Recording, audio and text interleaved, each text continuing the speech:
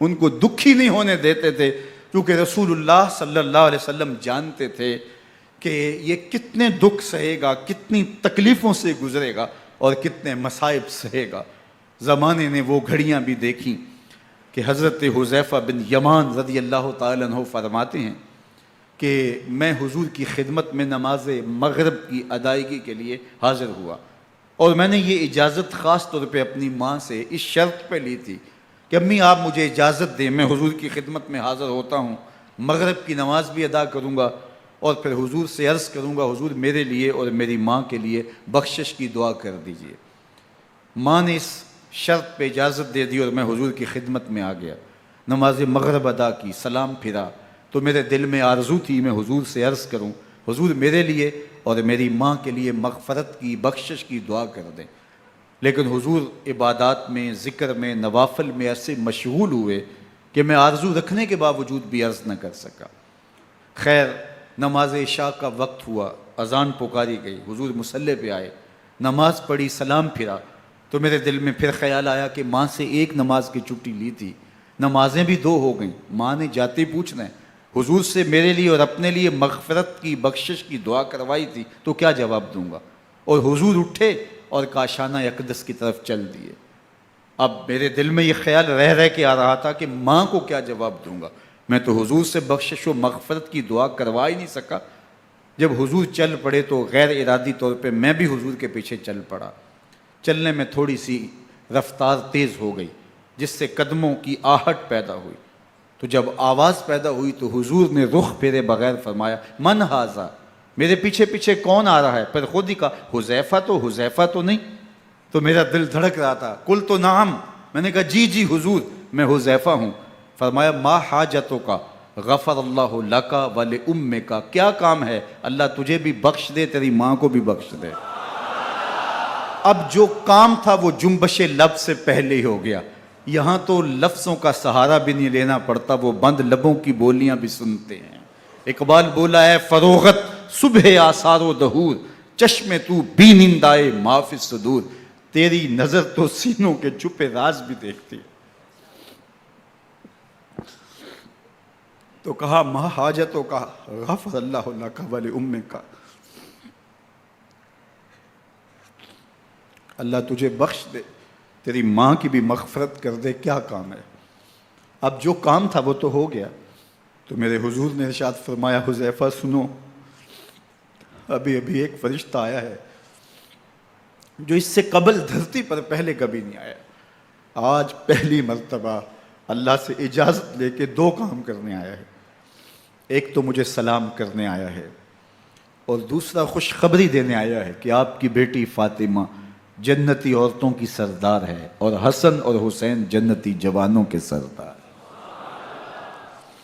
ایک طرف یزید ناپاک میسون کا پلیت بیٹا اور ایک طرف محمد عربی کا نواسا، فاطمہ کے دودھ کا اثر، علی المرتضیٰ کے خون کی تاثیر، رسول اللہ صلی اللہ علیہ وسلم کے کندھوں پہ بیٹھنے والا۔ ایک دن حضور نے امام حسین رضی اللہ تعالیٰ عنہ کے ہاتھ پکڑ لیے اور ان کے پاؤں اپنے پاؤں پہ رکھے اور پھر فرمایا بیٹے آگے بڑھو، اور ان کے پاؤں حضور کی پنڈلیوں پہ آئے، پھر کہا بیٹے اور آگے بڑھو، حتیٰ کہ ان کے پاؤں حضور کی رانوں پہ آئے، پھر فرمایا بیٹا اور آگے بڑھو، تو ان کے پاؤں حضور کے مبارک بطن اقدس پہ آئے، پھر بازوؤں کو کھینچ کے اپنے قریب کیا اور حسین ابن علی کے منہ میں اپنی زبان رکھ دی، اور وہ اس طرح چوس رہے تھے جس طرح کھجور چوسی جاتی ہے۔ تو اللہ کے محبوب علیہ السلام نے حسین ابن علی کو اپنی زبان کا لعاب دہن دے کر کے، وہ شیر رحمت دے کر کے، وہ کوثر و تسلیم سے پاکیزہ تر آب رحمت عطا کر کے ان کی ہمیشہ کے لیے پیاس بجھا دی، تاکہ کل کربلا کے تپتے ہوئے ریگزار میں حسین ابن علی کو پیاس کی شدت تنگ نہ کرے اور پائے استقلال میں لغزش نہ آنے پائے۔ ان نازوں سے پالے ہوئے حسین کو، ان محبتوں سے پالے ہوئے حسین ابن علی کو امتحان بھی اتنے بڑے درپیش تھے۔ یاری تیری سونا پر ازمیشاں تیریاں اگ، سونا پرکھیا جامدہ ہے نال اگاں دے لگ۔ جتنا بڑا شخص ہوتا ہے اتنی آزمائشیں بھی بڑی ہوتی ہیں۔ پیغمبر رحمت کی آغوش میں کھیلنے والا، حجرہ فاطمہ کا جانشین، مصلی رسول کا وارث، منبر رسول صلی اللہ علیہ وآلہ وسلم پر حضور کے مبارک پہلو اور گود میں بیٹھنے والا حسین، حضور کی زبان چوسنے والا حسین، حضور کے کندھوں پہ سواری کرنے والا حسین، آقا کریم علیہ الصلوۃ والسلام کے مبارک سجدے کی حالت کے اندر حضور کی پشت پہ کھیلنے والا حسین، جس حسین کا دروازہ مسجد نبوی کے اندر کھلتا تھا اور یزید کی کرتوتوں کے چشم دید گواہ تھے۔ یزید جب تخت نشین ہوتا ہے تو اسے یہ فکر ہوتی ہے کہ امام حسین، عبداللہ بن زبیر، عبداللہ بن عمر، عبداللہ ابن عباس یہ میری بیعت کریں، اور وہ ولید بن عقبہ کو لکھتا ہے کہ ہر صورت میں ان کی بیعت لو، اور اگر بیعت نہ دیں تو سختی کرو۔ حضرت امام حسین رضی اللہ تعالی عنہ کو بلاوا آتا ہے کہ آپ کو دارالامارت میں گورنر ہاؤس میں بلایا جا رہا ہے، ولید بن عقبہ کا پیغام آپ کو پہنچتا ہے۔ آپ اس وقت فرماتے ہیں کہ اس وقت جو پیغام پہنچا ہے وہ کسی خطرے سے خالی نہیں ہے، تو کچھ سواروں کو ساتھ لیا، کہا تم دارالامارت کے باہر کھڑے رہنا، اگر میری آواز بلند ہوئی تو اندر آ جانا، ورنہ تم انتظار کرنا۔ آپ اندر گئے۔ ولید بن عقبہ نے مروان کو بھی بلایا تھا۔ مروان بن حکم یہ گورنر مدینہ ولید سے پہلے رہ چکا ہے، تو اس نے مشورہ دیا کہ سختی کی جائے۔ خیر ولید بن عقبہ نے کہا کہ یہ خط ہے، حضرت امیر معاویہ کا انتقال ہو گیا اور یزید تخت نشین ہوا ہے، لہٰذا وہ آپ سے بیعت کا مطالبہ کرتا ہے۔ تو حضرت امام حسین رضی اللہ تعالیٰ عنہ نے فرمایا کہ میرے جیسا شخص یوں چھپ کے بیعت نہیں کر سکتا، اور آپ واپس پلٹے۔ مروان بن حکم نے ولید بن عقبہ کو کہا کہ یہ موقع ہے جانے نہ دیا جائے، اگر یہ نکل گئے تو دوبارہ تم قابو نہیں پا سکو گے، اور انہیں یہیں قتل کر دیا جائے۔ حضرت امام حسین رضی اللہ تعالیٰ عنہ نے یہ بات سن لی۔ کہتے ہیں حضرت امام حسین انہی قدموں کے بل واپس پلٹے اور مروان بن حکم سے مخاطب ہو کے کہا، مروان کیا بول رہا ہے؟ وہ خاموش ہو گیا۔ فرمایا تو جانتا نہیں ہم کون ہیں؟ آنا حسین ابن علی ابن ابی طالب، میں حسین ہوں، میں علی کا بیٹا ہوں، ہمارے گھر میں قرآن اترتا رہا ہے، وحی کا نزول ہوتا رہا ہے، اور یزید فاسق ہے، فاجر ہے، مسلمانوں کا قاتل ہے اور شرابی ہے، میں ڈنکے کی چوٹ پہ یزید کی بیعت سے انکار کرتا ہوں۔ بس حیدری کچھار سے محمدی شیر نکل آیا ہے۔ اب اوسان خطا ہو گئے، راستہ چھوڑ دیا، واپس آئے، سیدہ زینب سے ملے، کہا مدینے کو چھوڑنا پڑے گا۔ کہا بھیا کیا ہوا؟ کہا یزید بیعت لینے پہ مصر ہے اور میں کسی صورت بھی بیعت نہیں کروں گا۔ رسول اللہ کا مدینہ ہمارے خون سے لالا زار بنے گا، میں نہیں چاہتا کہ حضور کے شہر نور کی حرمت پامال ہو۔ دوستو وہ کیسا منظر ہوگا جب حسین ابن علی نے آخری حاضری حضور کے روضے پہ دی ہوگی۔ حاجی یا معتمر 10 دن کے لیے، 8 دن کے لیے، 20 دن کے لیے مدینہ المنورہ عارضی سکونت اختیار کرتا ہے، اور حضور کے روضہ انور سے، اس شہر نور سے، ان گلیوں سے، ان بام و در سے ایسا مانوس ہو جاتا ہے کہ جب واپس پلٹ رہا ہوتا ہے ان دعاؤں کے ساتھ کہ دوبارہ آنا بھی نصیب ہو، اور اسے لگتا ہے کہ میں دوبارہ بھی بلایا جاؤں گا، لیکن اس کے باوجود شہر حبیب چھوڑنا قیامت سے کم نہیں ہوتا۔ اعظم چشتی مرحوم آخری بار جب حضور کے روضہ انور پہ گئے تو بیمار تھے، ویل چیئر پہ تھے۔ باب بقی سے باہر نکلے تو خادم سے کہا کہ میری ویل چیئر پیچھے سے کھینچو تاکہ میرا رخ روضہ انور کی طرف رہے، اور وہ پیچھے سے کھینچتا چلا جا رہا ہے۔ اور جب باب مکہ سے پیچھے جنت البقیع کے قریب سے گنبد خضرا نگاہوں سے اوجل ہونے لگا تو اعظم چشتی مرحوم نے کہا، جان بدن سے نکلتی ہے اعظم، جان بدن سے نکلتی ہے اعظم، کوئی آسان ہے مدینے سے جدا ہونا، کوئی آسان ہے مدینے سے جدا ہونا۔ یہ اس شخص کی کہانی ہے جو 10 دن 5 دن مہینہ 2 ماہ وہاں رہتا ہے اور پھر اس شہر کو چھوڑ کے آنا اس کے لیے آسان نہیں ہوتا۔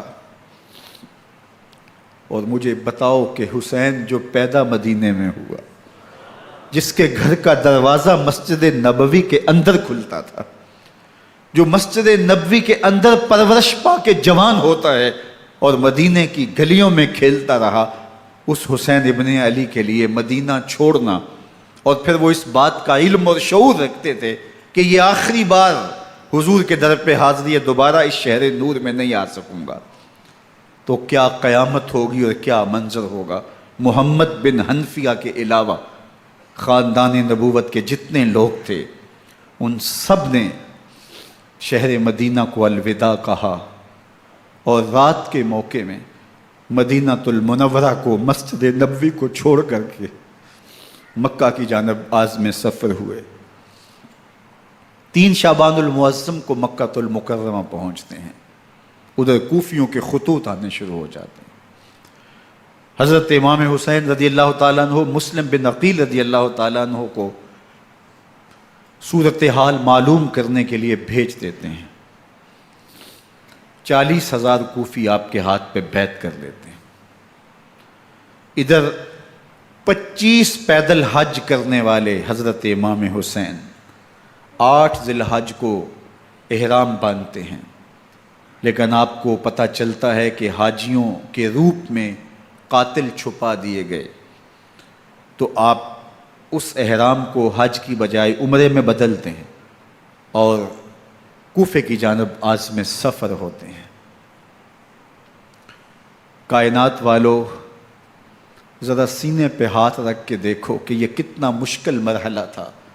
اس دین کی آبرو کو بچانے کے لیے حضرت امام حسین رضی اللہ تعالیٰ عنہ نے کتنا بڑا قدم اٹھایا۔ آپ کے بہی خواہ، دوست، احباب عبداللہ بن عمر یہ سارے روکتے ہیں۔ عبداللہ بن عباس کہتے ہیں حضرت نہ جائیے، الکوفی لا یوفی، کوفی کبھی وفا نہیں کرتے، آپ کے والد کو وہاں شہید کیا گیا، لیکن آپ ایک فرض کو نبھانے جا رہے ہیں۔ میرے غم گسارو، میرے مہربانوں، نہ روکو مجھ کو جانے دو، مجھے نانے کے دی کی ڈوبتی کشتی بچانے دو، میں جاتا ہوں کہ دنیا پر وفا کا نام رہ جائے، میں رہوں نہ رہوں پر عظمت اسلام رہ جائے۔ میں نہیں جاتا تو نبی کے گھر کی آن جاتی ہے، میں نہیں جاتا تو نبی کے گھر کی آن جاتی ہے، تمہارا دین جاتا ہے، میری غیرت ایمان جاتی ہے۔ حضرت امام حسین یہاں سے چلتے ہیں، ابھی راستے میں ہی پہنچتے ہیں کہ یہ خبر آتی ہے کہ کوفے والوں نے بے وفائی کر دی، حضرت مسلم بن عقیل رضی اللہ تعالیٰ عنہ کو شہید کر دیا گیا، نعمان بن بشیر معزول کر دیے گئے، ابن مرجانہ ابن زیاد وہاں متعین کر دیا گیا جو سخت گیر شخص تھا، اور اس نے لوگوں کو ڈرایا دھمکایا اور کوفے کے لوگوں کے دل بدل گئے اور وہ بیتیں توڑنے لگے۔ وہ منظر مسجد کوفہ کا کتنا دل گداز تھا۔ جب امام نماز کے لیے کھڑے ہوئے تو 40,000 لوگ آپ کے پیچھے تھا۔ جب سلام پھیرا اور امام نے دیکھا کہ پیچھے لوگ نہیں ہیں، پھر لوگوں نے اپنے دروازے بھی بند کر لیے۔ رات کی تنہائیاں ہیں اور حضرت مسلم بن عقیل کو کوئی پناہ دینے والا نہیں ہے۔ لوگوں نے دروازے بند کر لیے کہ کہیں ہمارے گھر میں نہ آ جائیں، اور ہم مشقت اور حکومتی تشدد کا شکار نہ ہوں۔ کتنا دردناک لمحہ ہے حضرت مسلم بن عقیل رضی اللہ تعالیٰ عنہ پہ، اور پھر حضرت مسلم بن عقیل بے دردی سے شہید کر دیے جاتے ہیں۔ آپ ابھی راستے میں ہیں، یہ ساری کہانی پہنچتی ہے کہ حضرت مسلم شہید کر دیے گئے اور بے دردی سے شہید کر دیے گئے۔ وہ جنہوں نے خط لکھے تھے کہ ہم آپ کے ساتھ ہیں اور ہم منتظر ہیں، چشم برا ہیں، آپ کے قدموں کی چاپ سننے کے لیے بےتاب ہیں، آج انہوں نے بیعتیں توڑ دی۔ 40,000 کوفی منحرف ہو گئے۔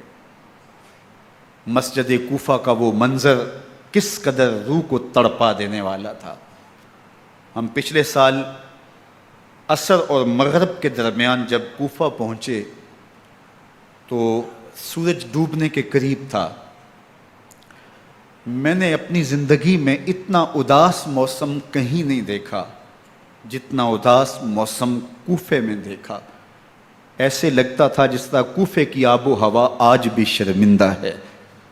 جو مسلم بن عقیل اور خاندان نبوت کے ساتھ اہل کوفہ نے کیا، حضرت امام حسین رضی اللہ تعالیٰ عنہ کو ان کے بہی خواہوں نے، اعزاء نے، اقربا نے، دوستوں نے، آوان و انصار نے، ساتھیوں نے کہا کہ حضرت حالات یکسر تبدیل ہو گئے، اب ہمیں مراجعت کر جانی چاہیے، واپس پلٹ جانا چاہیے۔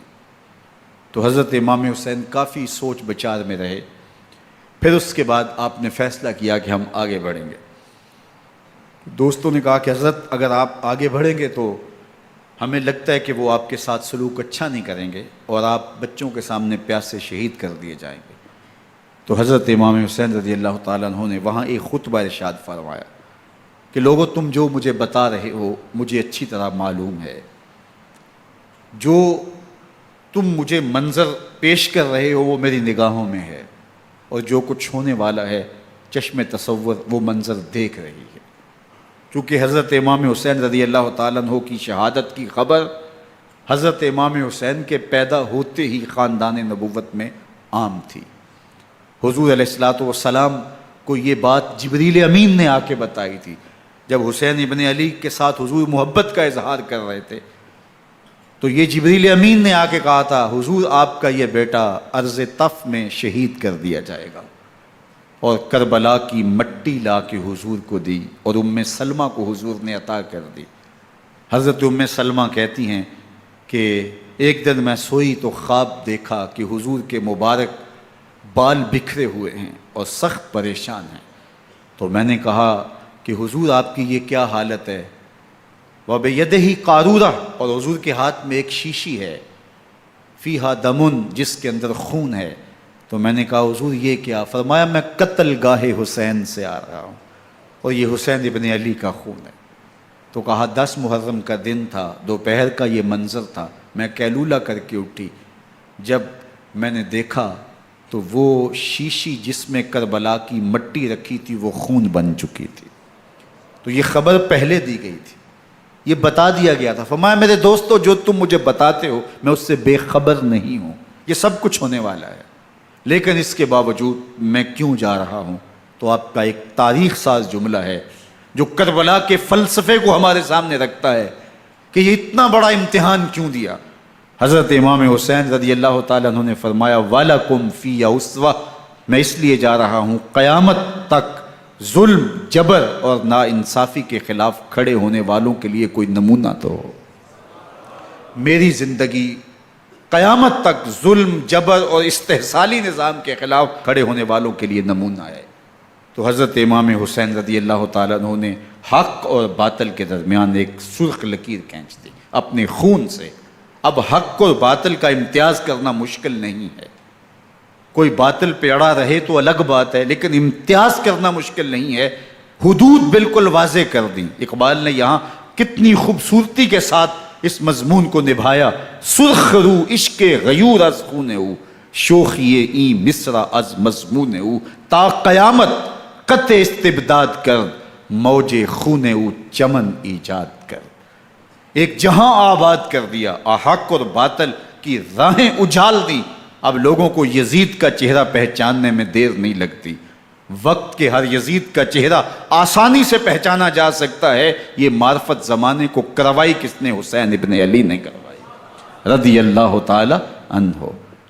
تو حضرت امام حسین نے فرمایا کہ جو میرے ساتھ ہونے والا ہے میں اچھی طرح جانتا ہوں، لیکن میں اس کے باوجود آگے بڑھوں گا. پھر بڑھے اور کربلا میں جا کے خیمہ زن ہو گئے. 7 محرم کو پانی بند کر دیا گیا. پانی بند ہوا تو کھانا بھی میسر نہیں تھا، لیکن ذکر پانی کا ہوتا ہے اس لیے کہ کھانے کے بغیر انسان کئی دن کاٹ لیتا ہے، لیکن پانی کے بغیر گزر نہیں ہوتی. تو فرات کی نہر سامنے اپنی موجوں کے ساتھ چمک رہی ہے، لیکن ایک قطرہ آب بھی آل رسول کو نہیں دیا جا رہا. کائنات کے اندر ایسے انوکھے امتحان بھی ہوتے ہیں. وارث ہوں ساقی کوثر کے، مالک ہوں حوض کوثر کے، اور بیٹے ہوں ساقی کوثر کے، اور آج ایک بوند پانی کی بھی میسر نہ ہو. صبر کا امتحان ہے، عزیمت کا امتحان ہے. حضرت امام حسین رضی اللہ تعالیٰ عنہ خیمہ زن ہو گئے. 3 دن تک پانی بند رہتا ہے. 9 محرم کو رات کی تنہائی میں حملہ آور ہونا چاہتے ہیں، لیکن آپ نے کہا کہ ہمیں اللہ کے حضور عبادت اور ذکر کے لیے وقت دیا جائے. ساری رات ذکر میں گزرتی ہے، عبادات میں گزرتی ہیں. رات کے اندھیرے میں آپ چراغ بجھا دیتے ہیں. آوان و انصار کو کہتے ہیں کہ ان کی دشمنی میرے ساتھ ہے، انہیں میرا خون چاہیے. اگر تم رات کی تاریکی میں نکل جاؤ تو میں تم سے کوئی مواخذہ نہیں کروں گا، اور یہ بھی تمہارا پیچھا نہیں کریں گے، اس لیے کہ ان کا مطلوب تم نہیں ہو، ان کا مطلوب میں ہوں. جب چراغ جلایا تو کوئی بھی نہیں گیا. مسلم بن نوسجہ کھڑے ہو کے کہتے ہیں حضرت اگر ہمارے بدن کو 70 بار کاٹا جائے اور جلایا جائے اور ہواؤں میں اڑا دیا جائے پھر بھی آپ کا ساتھ نہیں چھوڑیں گے. 70 سال کے بوڑھے ہیں حبیب بن مظاہر، کہتے ہیں حضرت آپ کو چھوڑ کے جائیں کہاں، آپ کو چھوڑ کے جائیں کہاں. کوئی ساتھ چھوڑنے کے لیے تیار نہیں ہے. پیاس ہے، سخت گرمی ہے، کربلا کا ماحول ہے. 72 افراد اور خاندان کی خواتین میدان کربلا میں خیمہ زن ہیں. دوسری طرف لشکر اعداء اشقیا 22,000 کی تعداد میں مقابلے میں، ایک روایت 30,000 کی ہے. ان صرف 72 پیاسے لوگوں کے لیے اتنے لوگوں کو جمع کرنے کا مقصد خوف زدہ کرنا تھا. شرط ہے کہ یا یزید کی بیعت کر لیں، محاصرے توڑ دیں گے، پانی دستیاب ہوگا، اعزاز و اکرام سے نوازا جائے گا، خزانوں کے منہ کھول دیے جائیں گے. لیکن حسین ابن علی کہتے تھے سب کچھ لٹ جائے گا، باطل کے ہاتھ پہ ہاتھ نہیں رکھوں گا. اللہ اکبر. اب صبح طلوع ہوتی ہے، عاشور کا دن چڑھتا ہے، سورج اپنی پوری تمازت کے ساتھ گرمی برسا رہا ہے. آج خاندان نبوت کا امتحان زمانے نے دیکھنا ہے. رسول اللہ کا لعاب چوسنے والا اس کے صبر کا آج امتحان ہے. حضور کے کندھوں پہ کھیلنے والے حسین کا آج امتحان ہے. اللہ اکبر.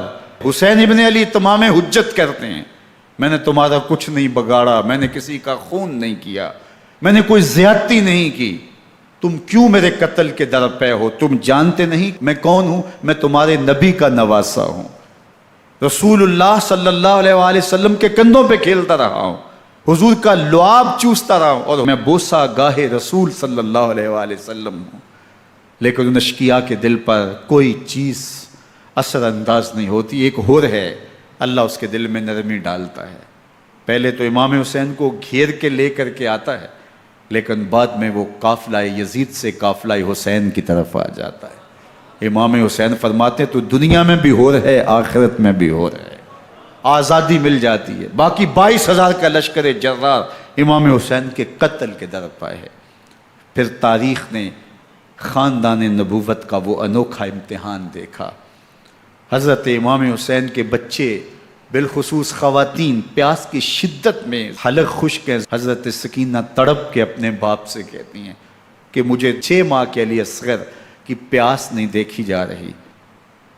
بچے کو ہاتھوں پہ اٹھاتے ہیں اور نہر فرات کے کنارے پہنچ کے فرماتے ہیں اشقیاء سے مخاطب ہو کے تمہارا معاملہ میرے ساتھ ہے، اس 6 ماہ کے بچے نے تمہارا کچھ نہیں بگاڑا.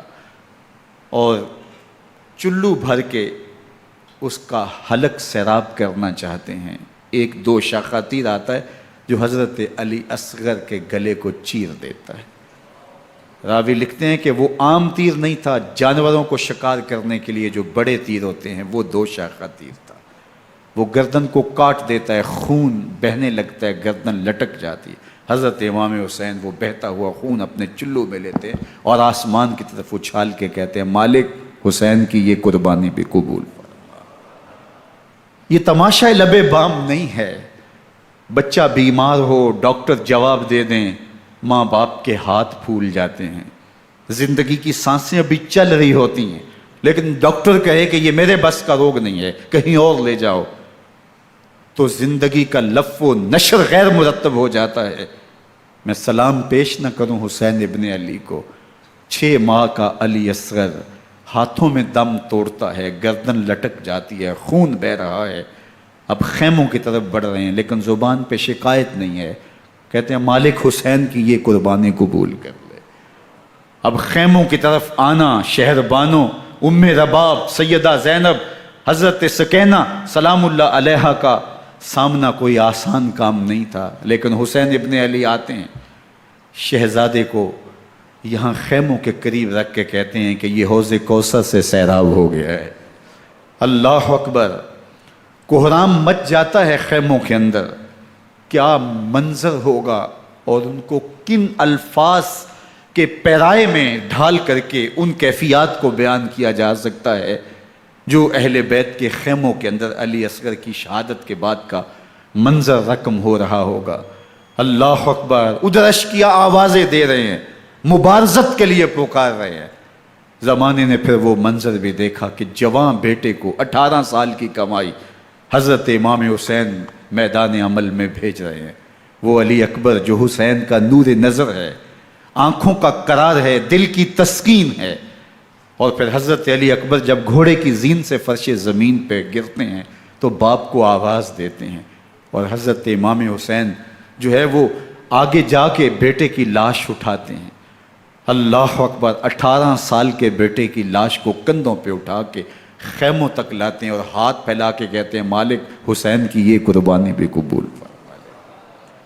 کبھی قاسم بن حسن کی لاش اٹھا کے لاتے ہیں، کبھی اون و محمد کی لاشیں اٹھا کے لاتے ہیں، بھتیجوں کی، بھانجوں کی، بھائی عباس کے کٹے ہوئے بازو اور زخموں سے چھدا ہوا لاشا۔ کیا کیا قیامتیں تھیں جو اس کربلا کے ایک میدان کے اندر نہیں توڑی گئیں۔ حضرت امام حسین پر دکھ پہ دکھ، تکلیفوں پہ تکلیفیں، اب 71 لاشیں اٹھا کے خیموں تک پہنچا چکے، اور ادھر مبارزت کی دعوت دی جا رہی، آؤ میدان عمل میں آؤ، اب دیر کیوں کر رہے ہو۔ رسول اللہ کا حرم، رسول اللہ کی شہزادیاں جو نازوں میں پلی تھیں، وہ کلیاں جو شبنم کا بوجھ بھی گوارا نہیں کر سکتی تھی، آج مصیبتوں کے پہاڑ ٹوٹ گئے۔ حضرت امام حسین کبھی شہربانوں کو، کبھی ام رباب کو دلاسا دیتے ہیں، کبھی حضرت زینب کو کہتے ہیں۔ حضرت زینب کربلا کے اس میدان کے اندر بڑے حوصلے کے ساتھ اپنے بھائی کے ساتھ کھڑی رہی، اپنے 2 بیٹے راہ خدا میں پیش کیے، ان کی لاشیں وصول کیں، لیکن زینب جس جرأت کے ساتھ، جس پامردی کے ساتھ اس سارے منظر کو حوصلے کے ساتھ سہتی رہی، وہ یقیناً حوصلہ سیدہ زینب سلام اللہ علیہا کا ہی ہے، لیکن یہ وہ منظر تھا کہ زینب کا دل بھی ڈول گیا جب حسین ابن علی گھوڑے پہ بیٹھنے لگے اور ان کو گھوڑے میں بٹھانے والا کوئی نہیں تھا، اور جو بھی سوار جاتا پھر واپس اس کی لاش ہی آتی اور حسین ابن علی لے کے آتے۔ آج حسین ابن علی جا رہے ہیں، زندگی کا سارا سرمایہ لٹ رہا ہے، حضرت زینب سلام اللہ علیہا سنبھل نہیں رہی۔ حضرت امام رضی اللہ تعالیٰ عنہ اٹھے اور آپ نے حضرت زینب کو صبر کی تلقین کی اور کہا کہ صبر ہی بہترین ذریعہ ہے اور اللہ کی قربت کا ایک بہترین سبب ہے، اور ان کو صبر کی تلقین کرتے ہوئے فرمایا کہ میرے بعد تم نے اس ذمہ داری کو سنبھالنا ہے اور ان مخدرات اسلام کی، ان شہزادیوں کے پردے کی تم نے حفاظت کرنی ہے۔ اور پھر گھوڑے کی زین کس کے امام حسین لشکر اشکیا کی طرف بڑھتے ہیں۔ اب خیموں سے سسکیوں کی آواز آ رہی ہے، ان کا سردار، ان کا تاجدار آج سب کو چھوڑ کے کربلا کے میدان کی طرف بڑھ رہا ہے۔ جرم کیا کیا، قصور کیا کیا، اس نے کیا زیادتی کی کہ آج نیزوں اور انیوں کے مقابلے میں 22,000 کا لشکر حضرت امام حسین پہ ٹوٹ پڑتا ہے۔ آپ پھر اتمام حجت کرتے ہیں، میں نے کسی کو قتل نہیں کیا، خون ناحق نہیں بہایا، میرے خون کے درپے کیوں ہو، اپنی آخرت کیوں برباد کرتے ہو؟ تم جانتے نہیں میں کون ہوں، میں تمہارے نبی کا نواسا ہوں۔ لیکن ابن زیاد کہتا ہے مقابلے میں آؤ۔ پھر حضرت امام حسین رضی اللہ تعالیٰ عنہ مقابلے میں آتے ہیں، اور جب گھوڑے کو ایڑ لگا کے دشمن اشقیاء پہ ٹوٹتے ہیں تو پھر ایسا منظر ہوتا ہے کہ وہ بھیڑ بکریوں کی طرح آگے بھاگتے ہیں۔ 71 زخم کلیجے پہ لیے شجاعت کا یہ پیکر جب میدان میں آتا ہے، آواز آتی یہ کون ذی وقار ہے، بلا کا شاہ سوار ہے، لباس ہے پھٹا ہوا، غبار سے اٹا ہوا، تمام جسم نازنی چدا ہوا کٹا ہوا، یہ نبی کا نور عین ہے، یہ بال یقین حسین ہے، یہ حسین ابن علی ہے رضی اللہ تعالیٰ عنہ۔ پھر چاند بادلوں میں گھر جاتا ہے، شامی ہنڈے تیر برساتے ہیں، تلواروں سے آپ کے بدن پر ضربیں لگاتے ہیں اور نیزوں سے آپ کے بدن کو پرو دیتے ہیں۔ جب آپ کا پیراہن بعد میں اتارا گیا تو آپ کے پیراہن میں 122 سوراخ تیروں کے تھے، 33 زخم تلواروں کے اور 34 گھاؤ نیزوں کے تھے۔ جب گھوڑے کی زین سے فرش زمین پر آئے، بدن چھلنی تھا، زخم زخم سے خون بہ رہا تھا، 3 دن کا پیاسا حسین، اللہ اکبر، بدن زخموں سے چور، 71 لاشیں کلیجے پہ لیے، مخدرات اسلام کے پردے کا خیال دل میں الگ ہے، لیکن گھوڑے کی زین سے جب فرش زمین پہ امام حسین آتے ہیں، زبان پہ ہائے نہیں، نالا و شیون نہیں، چیخ و پکار نہیں، آتے ہی پیشانی سجدے میں رکھتے ہیں اور پکارتے ہیں اللہم ردن بقضائک وصبرن علی بلائک تسلیما لامرک سبحان ربی الاعلی۔ مالک گھر لٹا کے، بچے لٹا کے، خاندان سب کچھ قربان کر کے، اپنے بدن کو زخموں سے چھلنی کروا کے، تیروں اور نیزوں کی انیوں سے اپنے آپ کو زخمی کروا کے، تیرے حضور سر جھکا کے یہ اقرار کرتا ہوں کہ حسین تیری تقدیر پہ راضی ہے، مالک تو بھی بتا، تو بھی حسین پہ راضی ہوا ہے کہ نہیں ہوا؟ آواز آ رہی ہے اس پیاسے پر علی شیر خدا کو ناز ہے، اس نواسے پر محمد مصطفیٰ کو ناز ہے، اوروں نے بھی سجدے کیے پر اس کا عجب انداز ہے، اس نے وہ سجدہ کیا جس پر خدا کو ناز۔ حسین ابن علی رضی اللہ تعالیٰ عنہ کا سر انور دستے قاتل نے تب کاٹا جب وہ سجدے میں جھکا ہوا تھا۔ یزید نے کہا میں بیعت لوں گا، امام حسین نے کہا کبھی بھی نہیں دوں گا، یہ سر کٹ سکتا ہے جھک نہیں سکتا۔ سر کاٹ کے نیزے کی نوک پہ چڑھا دیا گیا، اور یہ اس بات کا اعلان تھا کہ ہم جیت گئے اور حسینی ہار گئے، اور لشکر یزید میں غوغا مچ گیا، نقارے بجنے لگے کہ ہم جیت گئے، دیکھو امام حسین شہید کر دیے گئے، اور سر کاٹ کے نیزے کی نوک پہ چڑھایا گیا۔ لیکن لشکر یزید سے ہی آواز آئی یہ کیسا سر ہے جو کٹ کے بھی سر بلندی ہے، کٹ گیا ہے پھر بھی اونچا ہے، اللہ اکبر، یہ سر سجدے میں کٹا ہے، رب کے حضور عبادت کی حالت میں کٹا ہے، حسین آج بھی سجدے میں ہے، اللہ اکبر، حسین آج بھی سجدے میں ہے، بلکہ کٹے ہوئے سر کا رخ زمین کی جانب تھا اور کٹی گردن آسمان کی طرف، یوں نیزے پہ پرویا گیا، اللہ اکبر۔ ایک شاعر نے نقشہ کھینچا بآنکھ سر نیزے پہ اور سوئے زمیں ہے روح، یعنی سجدہ ثانی کی ہے آرزو۔ رکعت کے 2 سجدے ہوتے ہیں، ابھی ایک سجدہ ہوا تھا کہ دست قاتل نے سر کاٹ دیا، کہا حسین کی پیشانی میں دوسرے سجدے کی تمنا مچل رہی ہے۔ یہ تھا حسین ابن علی کا سجدہ، ساری زندگی رب کے حضور سجدہ قضا نہیں ہونے دیا۔ آج پانی نہیں ہے، اللہ اکبر، آج تیمم کر لیتے ہیں، آج اپنے خون کو اوڑھ کر کے حسین نے اپنی پیشانی اپنے مالک کے حضور جھکا کر کے عظیمت کی وہ انوکھی داستان رقم کر دی کہ صدیاں گزرنے کے باوجود بھی ان کی یادوں کے چراغ روشن ہیں۔ جب حضرت امام حسین اور دوسرے اعیان و انصار کو شہید کر دیا گیا، تو ان کے سر نیزوں کی نوک پہ چڑھا دیے گئے۔ حضرت امام حسین کا کٹا ہوا سر اور باقی 71 افراد کے کٹے ہوئے سر نیزوں کی نوک پہ، اور 10 سواروں کو ابن سعد نے کہا کہ ان کو رون دو، اور گھوڑوں کی ٹاپوں تلے حضرت امام حسین رضی اللہ تعالیٰ عنہ اور ان کے آوان و انصار کو جو ہے وہ روندا گیا، حتیٰ کہ ان کی استخوان مبارک، ان کی ہڈیاں بھی چور چور ہو گئیں۔ روننے سے قبل ان کا لباس اتار لیا، ان کے کپڑے اتار لیے گئے۔ اللہ اکبر، کیسی دردناک گھڑیاں تھیں۔ یزید کا صرف یہی بد کرداری کا مرحلہ نہیں تھا، اس کربلا کے صحرا کے اندر یزید نے جس طرح امام حسین رضی اللہ تعالیٰ عنہ کو شہید کیا اور حضرت امام حسین کے خاندان کو شہید کیا، جب مدینہ المنورہ پر یزید نے مسلم بن عقبہ کو مقرر کیا، جس کو بزرگوں نے مصرب بن عقبہ کہا ہے، تو اس کو کہا 3 دن تک مدینے کا حرم تمہارے لیے حلال ہوگا، جو چاہو تم کرنا، اور شامی فوجوں کو اجازت ہوگی۔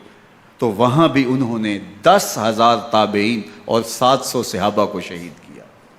حضرت ابو سعید خدری رضی اللہ تعالیٰ عنہ گھر سے باہر نکلے، کافی بوڑھے ہو چکے تھے، تو انہوں نے حضرت ابو سعید خدری کو پکڑ لیا، کہا تم کون ہو؟ کہا مجھے ابو سعید خدری کہتے ہیں۔ تو کہا ہاں تمہارا نام سنا ہے، اور داڑھی سے پکڑ کے کھینچا اور کہا کہ ہے تمہارے پاس جو ہمیں دو؟ تو کہا کہ میرے پاس تو کچھ بھی نہیں، میں تو فقیر آدمی ہوں۔ تو ان کے گھر ان کو لے گئے، تو 2 کبوتر رکھے تھے حضرت ابو سعید خدری نے، تو وہ کبوتر لوٹ کے لے گئے۔ اللہ اکبر۔ حضرت ابن سنان رضی اللہ تعالیٰ عنہ کو، جو حضور کے علم بردار تھے فتح مکہ کے دن، ان کو ستو پہلے پلائے اور پھر ان کی گردن کاٹی گئی، اور کہا یہ ہے وہ ستو جو تم زندگی میں آخری بار پیو گے۔ ایک گھر میں داخل ہوئی شامی فوج، تو ایک خاتون کے ابھی بچہ پیدا ہوا تھا، اور قابلہ نے، دائیا نے، وہ بچہ ماں کی چھاتی پہ لٹایا، اور وہ ماں کا پہلا دودھ پی رہا تھا۔ تو یہ جا کے کہنے لگے نکالو تمہارے پاس جو کچھ ہے۔ تو اس خاتون نے کہا تم جانتے ہو یہ بچہ کون ہے؟ تو انہوں نے کہا ہم نہیں جانتے۔ کہا یہ حضرت ابن ابی کبشہ انماری رضی اللہ تعالیٰ عنہ کا بچہ ہے، اور یہ وہ صحابی ہیں کہ جو بیت الشجرہ کے موقع پہ حضور کے ہاتھ پہ بیعت کرتے ہیں۔ انہوں نے اس چیز کا لحاظ نہ کیا کہ جو کچھ ہے وہ ہمیں دو، ورنہ تیرے بچے کو نہیں چھوڑیں گے۔ تو ماں بچے سے مخاطب ہو کے کہتی ہے، ابھی بچہ پیدا ہوا ہے اور ماں سے پہلا دودھ پی رہا ہے، کہ بیٹے اگر میرے پاس کچھ ہوتا، وہ قیمتی سے قیمتی چیز بھی ہوتی، تیری جان کے لیے قربان کرتی، لیکن اس وقت میرے پاس کچھ ہے نہیں۔ تو ایک شکی آگے بڑھا اور بچے کو ایک ٹانگ سے پکڑ کے کھینچ کے دیوار کے ساتھ پٹک کے مارا، جس سے دماغ کا بھیجا نکل گیا۔ کیا کیا زیادتیاں نہیں کی۔ 700 صحابہ حرہ کے واقعہ میں شہید کیے یزید نے، اور 10,000 تابعین شہید کیے۔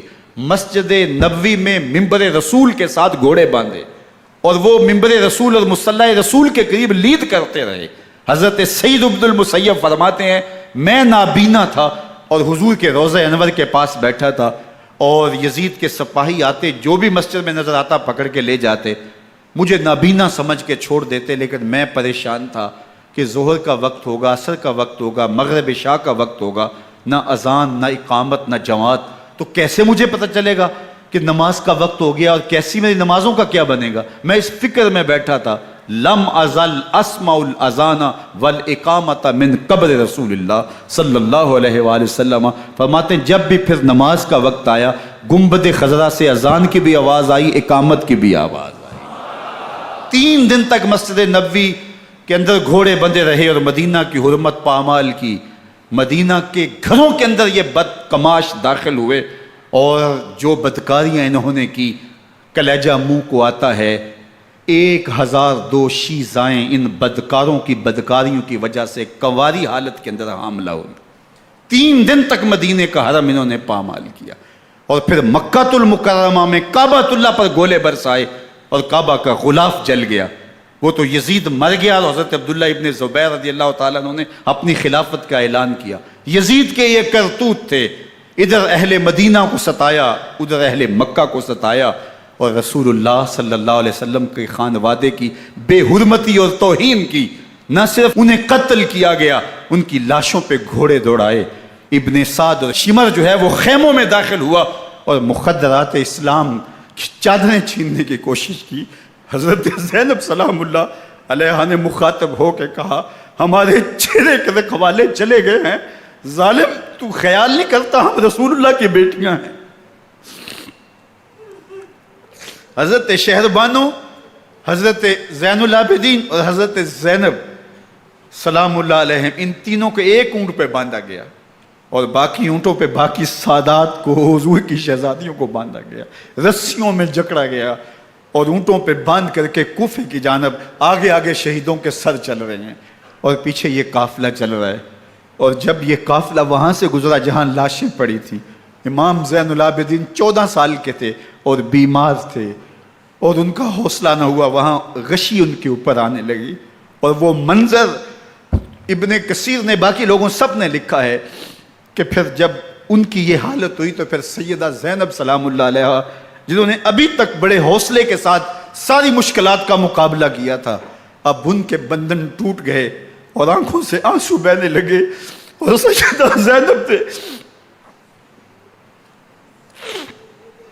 امام حسین رضی اللہ تعالیٰ عنہ کی لاش پہ کھڑے ہو کے، اور وہ روندی ہوئی لاش، ٹوٹی ہوئی ہڈیاں اور وہ برینا بدن، کٹا ہوا سر نیزے کی نوک پہ اور لاش یہ پڑی ہے، تو حضرت سیدہ زینب نے مدینے کی طرف منہ کر کے جو ہے وہ حضور سے فریاد کی، یا محمد آہو، یا محمد آہو، ھذا حسین بالآراء مزمل بالدماء، یا محمد آہو بناتوں کا سبایا۔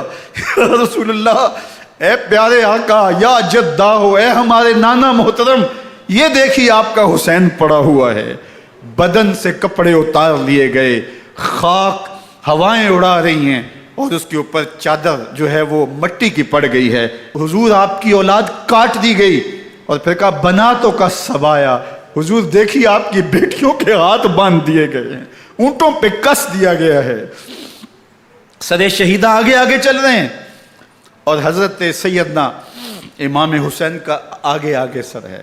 راستے کے اندر ایک جگہ آئی، رات گزری اور ان کو اتارا گیا۔ رات کا موقع تھا، ایک خاتون آئی اور اس نے کوئی کھانا پیش کیا ان کو اور کہا کہ میں کسی زمانے میں حضرت سیدہ فاطمہ زہرا کی نوکری کیا کرتی تھی، ان کی لونڈی تھی، ان کی کنیز تھی، اور آج مجھے پتہ چلا کہ آپ لوگ گزر رہے ہیں، تو میں نے کہا کہ میں اپنی مخدومہ کے خاندان کی خدمت کروں۔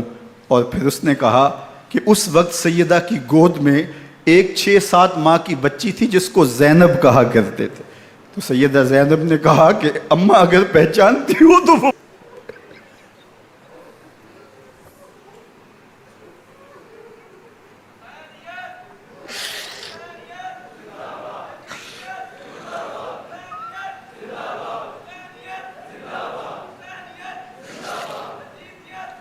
یہ تاراج اور لٹا ہوا کارواں پھر وہاں سے کوفے میں کیسے پہنچا، اور کوفے کے اندر سیدہ زینب سلام اللہ علیہ نے وہ یزید کے دربار میں، ابن زیاد کے دربار میں وہ جرأت آمیز جو باتیں کہیں، اللہ اکبر، زینب کی زبان میں علی کی خطابت بول رہی تھی، اور پھر دشمن اور دوست سارے رونے لگے، اور وہ کیا دل گداز منظر تھے، اور پھر یہ سروں کا قافلہ اور سادات کرام کا مشکیں کسی ہوئی ہیں اور اونٹوں پہ باندھے ہوئے، ان کو وہاں سے پھر قادسیہ اور قادسیہ سے پھر دمشق یزید کے دربار میں پہنچایا گیا، اور وہاں سے یہ لٹے ہوئے خانمہ برباد تاراج لوگ مدینہ المنورہ میں کیسے پہنچے، اور اہل مدینہ نے کیسے استقبال کیا، اور وہ منظر کتنا دل گداز تھا جب اہل مدینہ زینب سے پوچھتے تھے زینب حسین کہاں ہے؟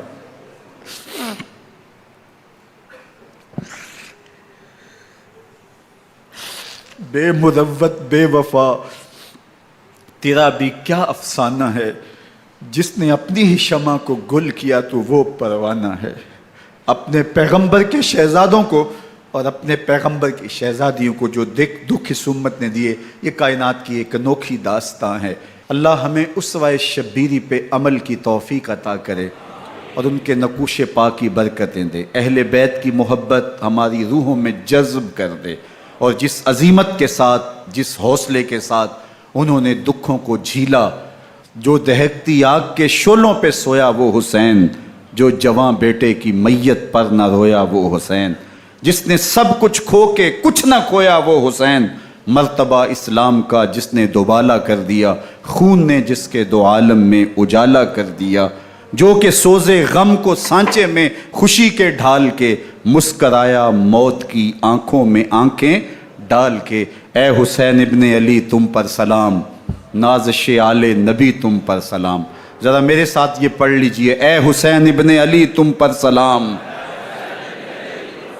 نازش آل نبی تم پر سلام، تم پہ لاکھوں رحمتیں لاکھوں سلام، اے شہیدان محبت کے امام، لالا گوں لالا بدن لالا کفن، اے چمن اندر چمن، زندگی ہی زندگی تیری حیات، اے حیات اندر حیات، افتخار ملت بیضا ہے تو، رب کعبہ کی قسم یکتا ہے تو، فخر کا دل میں دریچہ باز کرنا چاہیے، جن کا تو آقا ہے ان کو ناز کرنا چاہیے۔ وآخر دعوانا ان الحمدللہ رب